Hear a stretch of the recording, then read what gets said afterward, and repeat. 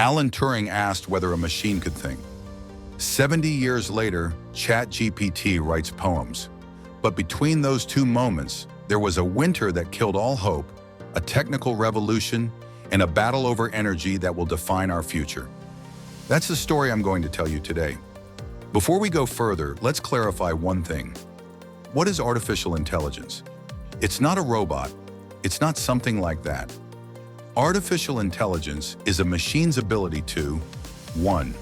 Learn like a child, 2. Solve problems like an engineer, and finally, imitate human intelligence. And it's already in our daily lives. When WhatsApp translates a message for you, when Netflix tells you which show you'll like, when your phone's camera recognizes your friend's face. But to get here, there was a battle that lasted more than 70 years. The first battle took place in the 1940s. World War II had just ended. A British mathematician, Alan Turing, had just cracked the Nazis' secret codes. But he asked himself another, more dangerous question. Can a machine think? To answer it, he invented the Turing test. The scenario: you're in a room chatting with two interlocutors you can't see. One is a human, the other is a machine. If you can't tell which one is the machine, then the machine has intelligence. And here's a little question for us to think about together. Do you think machines truly think, or are they just imitating thought? Leave your comment below. Let's discuss it in depth. Turing's idea grew.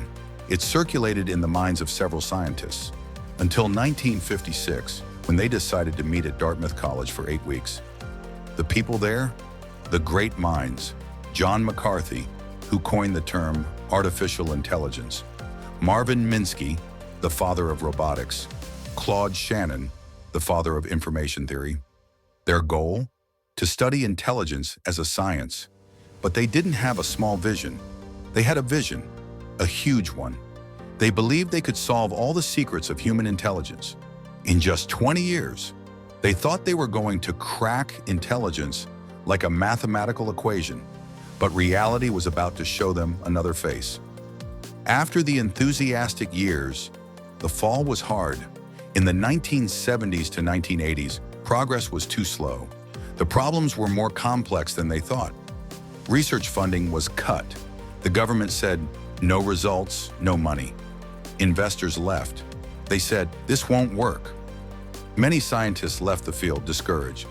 This period is called the AI winter, a winter that lasted nearly 20 years, a period where all enthusiasm died, where the field almost disappeared. But in the middle of that winter, there were a few people who kept the fire alive. In the 1990s, a clear idea emerged that would change everything: machine learning. The change was fundamental. Before, they tried to put all human knowledge into a machine's head. That was very difficult. You can't explain everything to a machine. Now they said, instead, let's give the machine a lot of examples. Let it look, let it analyze, and let it find its own rules. The analogy, it's like teaching a child what a cat is. You don't need to describe it. Has whiskers, 4 legs, pointy ears. You show them 100 pictures of cats. The child will find the pattern themselves. Ah, everything with this shape is a cat. Machine learning is the same thing for the computer, and that's what saved AI from its winter. But the story doesn't end there. In the 2010s, a new revolution: deep learning. What's the difference? Machine learning said, give it data, let it learn. Deep learning says, give it data and give it an artificial brain that imitates the human brain. How does it work? In our brain, there are billions of neurons connected in layers. Each layer analyzes a different level. Layer 1 detects outlines and shapes.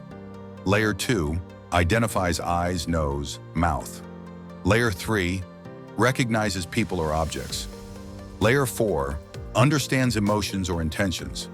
Deep learning creates the same structure for the computer. They create artificial neural networks with many hidden layers. And the results? Astonishing. 2012, a deep learning system beat humans in image recognition. 2014, Facebook detected faces with 97% accuracy. 2015, AlphaGo beat the world's best Go player. I was no longer just calculating, it was beginning to understand. And then in 2022, boom, ChatGPT appears. ChatGPT is the direct fruit of all this work. In particular, a technique called transformers, invented in 2017. Why is it special? ChatGPT doesn't just answer questions. It chats with you like a friend. It writes poems, creates stories, summarizes books, writes code. But most importantly, ChatGPT shows us that after 70 years of research, machines can converse, create, imitate, at a level they couldn't even have imagined at Dartmouth in 1956. But there's a price. So this 70-year journey teaches us two things. First, a great vision pushes limits, but reality demands patience. They thought 20 years. It took 70. Second, all this requires a lot of power. ChatGPT, deep learning, machine learning. Each one consumes massive computing power. And to have computing power, you need energy, a lot of energy. Because now, after 70 years, the question changes. It's no longer, can we create AI? The question now is, where will we find the power to feed this beast that keeps growing? And that means one clear thing. The story of AI in the 21st century will be the story of energy. And that is a story that will affect all of us. If you like this analysis, like, share, and subscribe. And tell us in the comments, which part of the AI story interests you most? Thank you. Goodbye.